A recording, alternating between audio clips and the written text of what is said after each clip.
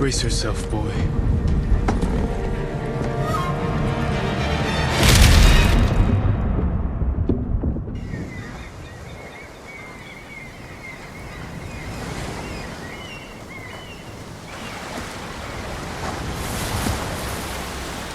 Making and shipping a brand new console-exclusive game is difficult at the best of times. But how hard is it to do in the middle of a global pandemic? I recently got to talk to Brian Fleming, one of the co-founders at Sucker Punch, to reflect on the past year at the studio and how the team managed to launch Ghost of Tsushima in the conditions that they did. We also talked a bit about the recently launched Director's Cut on PS5, the game's amazing community, and the future of Jin Sakai. Enjoy!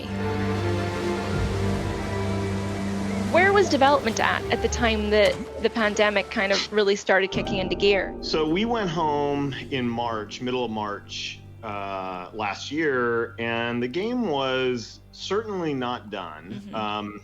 But I think we were pretty fortunate in that we kind of knew what needed to be done at that point. For example, we had lots and lots of focus tests we still needed to do. At that point, we'd almost completed all of the testing, user testing that we wanted to do. And so we were a little bit fortunate, I think, in that the things that needed to happen really were execution. We knew we had all these things we wanted to fix or improve or polish, or we kind of knew what we had to do. It's like the end of a construction project where you've got kind of the punch list. It's hard to say that it was a good thing, but it wasn't as bad as I think it could have been for us. And then, we had the other stuff that was a big part of making a game, right? Which is doing the pre-launch press and the preview day and the tours and all of that stuff. We went through this period where we were still trying to figure out how to make it happen. And so all of that really got wrecked. Yeah. And so it had almost a bigger impact on, the PR team and Aram and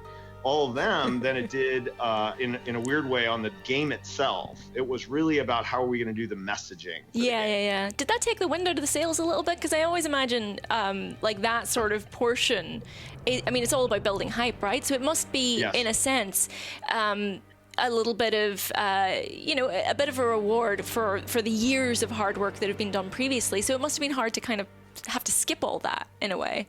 It was for me. I think one of the truly inspiring parts of making games, one of the best parts, is getting out and sharing it with people. Whether it's meeting and playing the game, at an event like PAX or something where there's fans, or doing the press. It's one of you said the right word, I think. It's a reward for having created this thing. And so it was hard, I think, for a bunch of us to feel like, oh, we're not going to do that. And even if you're not the person going out to do the press, it's part of the fun for the team is having all that stuff going on. So it was a little bit of a bummer. Yeah, it was. That was, for me, harder. That felt more disappointing than actually doing the work from home. Yeah. Which, is its own kind of, challenges. But for me, we were really quite worried that, launching a new IP was going to be a struggle. But, things worked out. We did that really long form version of State of Play. That worked pretty well. But all that stuff wasn't planned before COVID. Really? Because I was going to say, No. the State of Play, there was a huge amount of interest and popularity around that really seemed, it must have helped push the team over the finish line in a way, because were you expecting that huge reaction to it? No, I think at that point, expectations were out the window, right? How are we going to do what we might have traditionally thought of as preview, right? Where we might want to have had an event or brought the build around, and come to Eurogamer and let you sit on it for 20 minutes and talk through it or whatever. That kind of stuff would have normally happened. And so when that was off the table, then, okay, well, what are we going to do? And so we did two things. We made a big 20-minute gameplay demo, and we built a TV studio here because we're like, we're going to have to do all these interviews online. And even that turned out to be wrong. But, it just shows you don't know what's going to happen because it was just unclear how things were going to play out. I feel like it's going to be, when we look back on that whole time, though, it's going to be such a relic and such a way to do things right, though, because even from our perspective, I remember we were so excited for that state of play, because it was like, oh my gosh, something like, big to stream and to react to, because we were all kind of, I think everyone, like on both sides of it, we were just like, what do we do? How do we deal with this? We want to get excited, we want to make content, but how do we do that? And the state of play was a perfect reaction to that. Yeah, so it worked out. I'm thankful that we had that platform, and that it worked so well for Ghost. It's a game where the visuals are such a huge part of what is appealing about it. And so having the opportunity to say, hey, let's just do 20 minutes and let the game speak, that turned out to be a good fit for us, for the kind of game that Ghost is. So yeah, actually, you count your blessings. Yeah. And how did the team celebrate the actual launch while they were physically separated? So we had a launch party. Excellent. We had a completely online virtual launch party. We had goodie bags and totes with all the things, and they were all wrapped in a particular order. And then people came by. We have a small little driveway around the office, and some of the staff stood outside for the better part of a day, like in the week before, and people came by and we just loaded it in their car. This is your ship party bag and a copy of the game. We gave them, I think we had at that point, the collector's editions for everyone. So we had, here's your collector's edition, here's your party gift bag, don't open the party bag. And then we had this giant Zoom-based ship party where now open your top thing, and everybody got, it was decorations for your house. And so then you had to go put decorations up, and then everybody got an Uber Eats gift certificate. That was nice. The first thing, actually. So you had to call an hour early to get your food delivered. It was, there's got to have been some sake in there, right? You had to have had some sake. You would think so, but no, we didn't do any alcohol in the gift bags. But I certainly, I'm certain that myself and others provided our own for that event. So it was a good attempt. We had one of the nice things, again, you have to lean into what is special. So one of the nice things about it is that we could have drive-bys from people who aren't at the studio. Actors all popped in said hello, and we had some of the California studio staff, some of the localization team from Japan who had worked so hard on the game. They popped in and said, hello, and shared kind of that moment with us. So there were some really special moments that we were able to conjure, even though we were all doing it from our kitchen tables. I weirdly think that's, if you want to look at it this way, a silver lining of that whole period in production and development and everything is that, the nature of everyone being so disparate actually ends up including more people because of that, because you're not having a physical party. It means that more people can actually be involved. Yeah, that's right. I mean, again, it's a trade-off, right? You're missing that human part of it. So we really wanted, with the director's cut launching, to be physically together. And 2 months ago, it really looked like that was going to be a huge success. And of course, with the rise of Delta, we're fortunate that, enough of us are vaccinated. Most of the team was able to gather at an outside location here and be together on ship day this time. For so many of us, I just haven't seen those people for almost a year and a half. And I think it was a good chance. And some of the new people got to see people they've only know as screens. So it turned out to be okay as well. So we've had 2 COVID impacted launch events. It's nice. It's a delayed celebration. It's good that way. So the community for this game has been wild. Like amazing. The reaction has just been incredible. Why do you think they reacted so strongly to Jin Sakai's story? I try not to be a pundit about that kind of stuff. The game has a vibration, the natural beauty, the sort of peacefulness, the aspects of the game that are maybe non-traditional for a game. Felt like maybe in the COVID time, those things were particularly welcome. And so I think that the fact that the game had that sort of different element to it, that was a place where people could be calm and enjoy the beauty of the world in the game. Maybe that in the last year, that was just something people really wanted and needed to connect with in a game. It was a little bit unusual. So that's my theory of the case. But smarter people than me will we'll diagnose it. It's funny though, yeah, because I do think about those I call them more mindful moments a lot, and how sort of unique they are to this game. You know, the haiku composing, and you know the wind, you know, even just reacting to the wind's movement. They kind of they place you more in the moment, in the here and now, than a lot of other action adventure games do. What was your thinking? You know, and it kind of draws attention in a very organic way to the beauty of the environment, as you mentioned. What was your thinking of that kind of juxtaposition of these sort of more mindful moments with, I guess, the overarching story, which is one of violence and, you know, and sort of redemption? I would say it's very intentional. We talk about a lot the negative space of the game. The positive space being the over the top, you know, the action moments, the violence of the game, the battle that's taking place, and the negative space being the air between those moments, the moments of calm, the beauty, the following a fox, an animal. Those things are intentionally there to create this balance that we had in mind when we built the game. It shouldn't just be about the invasion and your combat. It needed to be about this natural, spiritual side. And I don't mean spiritual in an explicit way, more of a sort of a personal, you said mindful way. That's sort of what we're trying to say. And that was a design point from the beginning, and where haikus came from. The moment for me at least, where it really came together was when we figured out we could do the wind instead of a map. And that felt like, okay, this is really going to work.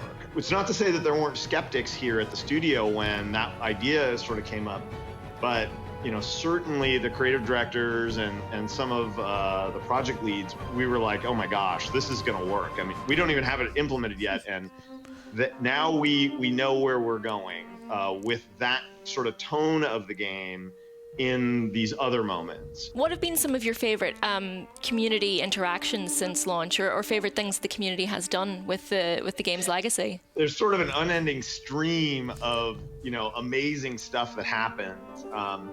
I think the things that really stood out for me during the course of the launch of the game, I think the first thing that I was sharing with my family, you know, who aren't all gamers, were the react videos from the opening title sequence. Like, that was something we all, even to this day, still really feel sort of a magical moment in the game. And then seeing it hit and land for streamers was amazing for us. Like, you know, and there was the super cuts of it, and all of those got shared almost immediately, because it all happened on the first day, right? Yeah. Everybody playing the game had that experience. And then I think the virtual photography community. Oh God, yeah. Countless examples of amazing virtual photography from the game that, you know, at times it takes your breath away. You're just like, oh my gosh, I cannot believe that came out of the game we built. And then I think the last one is there's a few of those people who edit together gameplay sequences. They are playing the game at such an elite level. You're just in awe of the skill and the precision and the camera work and the editing that they've done. It's just been amazing to watch. Felt like they were playing a different game to the one I was playing, because I never made it look that good. But it was incredible. It's funny that you say that, because literally even the combat guys are like, holy cow, they're so amazingly perfect at this. People started making Lego builds of, like, you know, sections of the island, and that's awesome. You know, birthday cakes that have the fox on them and all these crazy things. So it's been really remarkable for us. And very fulfilling, very inspiring to continue the kind of work we do, to see how it lands with you know, the community. Nice. And so at what point did releasing a director's cut become a real discussion in the studio? We have planned to do Iki Island for probably 2 years before we launched. Oh, wow. I think we knew the timing of the PlayStation 5 was going to be close to this. And we believed that we would need to think about how to get ourselves bootstrapped over to that new technology. What we didn't want was a year where, hey, our technology isn't really ready, we can't start our next project yet. Yeah. We wanna get across to the PlayStation 5 and make some be productive during that, so that now, as we sit here today, we can go ahead and look forward because our tools and our technology is all grounded and ready to go on the PlayStation 5 for our next work. So it felt like it was a reasonable way, and we knew about, obviously, that Iki Island had been invaded, and originally we were like, well, let's just focus on Tsushima. And this was sort of like, hey, this is the way that we can handle the year after as we're making our PS5 transition. So it all kind of just lined up. It was not a post-launch figure it out what to do. Been in the plans for a while. Was there any community feedback that maybe made you prioritize certain features a different way than you might have otherwise? Yeah, I mean, I think that's inherent, is that, the things that we felt either missed opportunities that we, had left out of the game. We always wanted the horse to be a little more involved in combat, and so we were able to do some of that. But also, the success of the Fox Follows inspired. Oh, yeah. Okay, we can lean in here a little bit. That was something we believed in, but that was another example of something that really kind of had an outsized impact on the community. It felt like, as well, with all of the sort of PlayStation-centric Easter eggs. I know there were a few in the main game, but they were kind of more off the beaten path. But with these ones, they're so great. Like, I love the skins. It felt like almost like the team were able to relax a little bit more and have a bit more fun with that. Would that be right to say? And that's certainly true. That is certainly true. That making version 1 of a game that is a debut of a new IP, that you have to be pretty sharp. The scalpel needs to be very, very wielded with great care, and you have to really make sure anything that is taking you off message of what the important debut of this IP, you can't afford to let it be distracting. You're right that we can have a little bit more playful attitude about things. I think we've kind of mantled up onto the rock we were trying to get on for the last 6 years. We're finally on it, so now we can probably relax a little bit. Do you feel like because I mean, as much as I love all those mindful moments, I feel like sometimes there's a bit of tension between their tone and sort of the sometimes the repetition of them. Was there ever talk about either changing those animations or making fewer of those moments? And did the team feel pressure to make a certain amount? Because I feel like with games of this kind of size and expectation behind them, even though players they want those, they do want those collectible moments. Yes. But you still can't make them have the feel of a box ticking exercise, and I feel like that's a very difficult balance to strike. It is a tough balance. And so the strategy, we've added a few new activities. There's the archery contests and things like that. But the biggest thing we tried to do here, and again, we get to do more of this perhaps because we've launched the original game, is take each of those and add in a surprise. Yeah. So things you think how they work, now we can do a variation on that, and and I'm not going to spoil any of them, but in Iki, a lot of those things that you might think, oh, I already know how those work, then a new outcome will emerge. Is there anything that you kind of would have loved to include in Iki that was never? Can you tell us? Always, but that's going to be, in another game. I'm not going to talk about it now. Okay, fair enough. Well, do you feel like basing a game in a semi-historical accuracy has kind of painted you guys into a corner as far as the future of Jin Sakai is concerned? Well, I think that one of the strengths of the game is that it has this. I think everybody understands that Jin Sakai is not a historical figure, and yet the reality of what happened in the 13th century does lend weight to the story that we're telling, and that I think added a lot to the experience. It added to the you think about we talked about the community earlier, and the fact that the community of Ghost players helped rebuild a shrine that had fallen in Tsushima. They donated money. I did not know that. That's awesome. Yeah, it's completely amazing. And So, the fact that it is connected to the real world, I think there is something there. And it's something that I think we cherish about what the work we did with Ghosts. And I think, it would not be outside the realm of possibility that we'll look to do something like that again, wherever we decide to take the team and what we decide to do next. And Lady Masako Adachi spinoff, when? You never know.